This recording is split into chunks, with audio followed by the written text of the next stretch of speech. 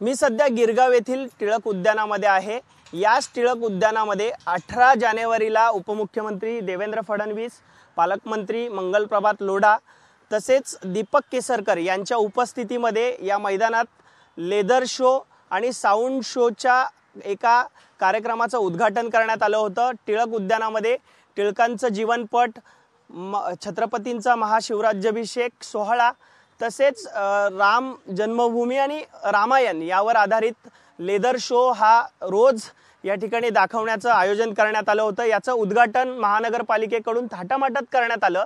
मात्र पहिल्याच दिवशी हा शो फ्लॉप झाल्यानंतर आता महानगरपालिकेकडून जे 4 कोटींचं कंत्राट हे देण्यात आलं होतं ते सध्या रद्द करण्यात आलेलं आहे आणि ज्या स्टार इलेक्ट्रिकलला कंत्राट दिलं होतं त्याला देखील बॅन करण्यात आलेलं आहे। सध्या या मैदानामध्ये हा जो लेदर शो आणि साऊंड शो आयोजन आहे ते थांबवण्यात आलेलं आहे।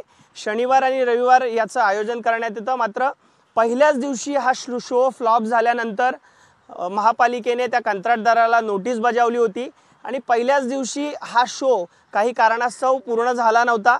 त्यामुळे हा का शो होऊ शकला नाही या संदर्भात महानगरपालिकेने कंपनीकडून स्पष्टीकरण मागवलं होतं।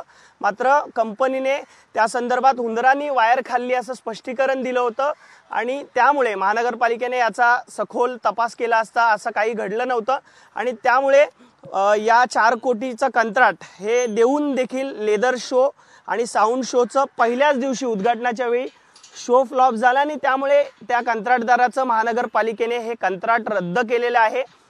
हे लेदर शो आणि साऊंड शोचं महानगरपालिकेच्या वतीनं उपमुख्यमंत्री आणि पालकमंत्र्यांच्या उपस्थितीमध्ये मोठ्या थाटामाटात या ठिकाणी शोचं उद्घाटन करण्यात आलं। मात्र आता हा शो सध्या या ठिकाणी बंद आहे। त्यामुळे महापालिकेचं कुठेतरी हसं होतंय असं सर्वसामान्य प्रतिक्रिया या ठिकाणी देताना पाहायला मिळतात। महानगरपालिका अशा प्रकारे विविध कार्यक्रमांचं थाटामाटात उद्घाटन करतं मात्र ते पूर्ण वेळ चालत नाही, काहीच दिवसात बंद पडतात अशा देखील प्रतिक्रिया सध्या सर्वसामान्य देताना पाहायला मिळतात।